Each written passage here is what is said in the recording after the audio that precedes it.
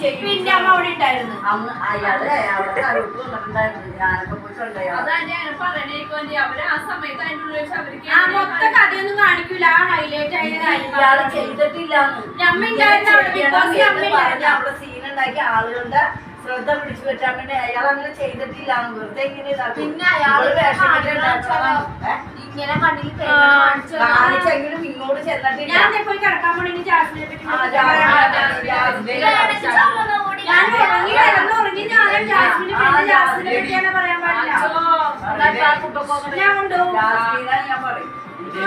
അമ്മ big boss കാണില്ലല്ലോ. പിന്നെ എന്താ ചേച്ചി നിങ്ങൾ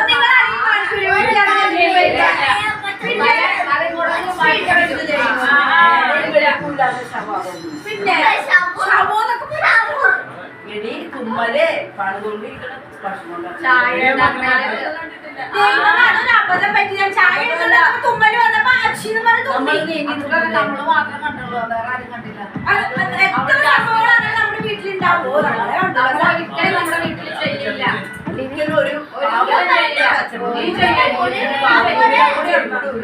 അതൊന്ന് ഈ ആൾക്കാരൊക്കെ പറമ്പി തൂർക്കൊണ്ടിരുന്ന ആൾക്കാർ എന്നാണ് അതങ്ങനെയല്ല. ജനങ്ങൾ ഇന്നലെ രാത്രി വരെ അതായിരുന്നു പറഞ്ഞോണ്ട് വെച്ചത് അല്ലേ? അതല്ല പലരും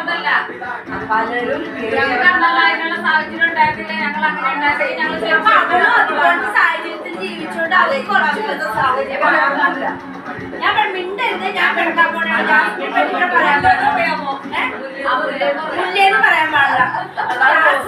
അല്ലല്ല മോളേന് ഇങ്ങനെ ജാസ്മിനാണ് കപ്പ് 500 രൂപയ്ക്ക് വെച്ച്. അടുത്ത ചിറ്റപ്പറ്റ ആള് ചിറ്റപ്പറ്റ ആള്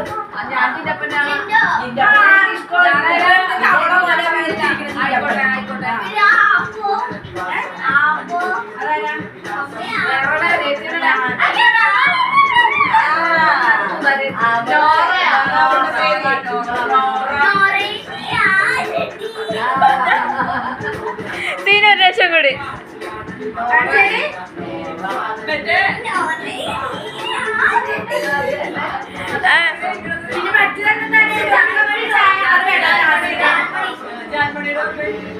ചിന്തിച്ചിട്ടാ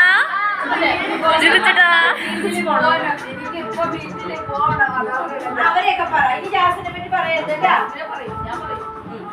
അല്ല അമ്മച്ചിനെ പണ്ട് ബിഗ് ബോസിലെ അമ്മച്ചി ഉള്ള പോലെയാണ് അമ്മനെ കണ്ടായിരുന്നില്ല.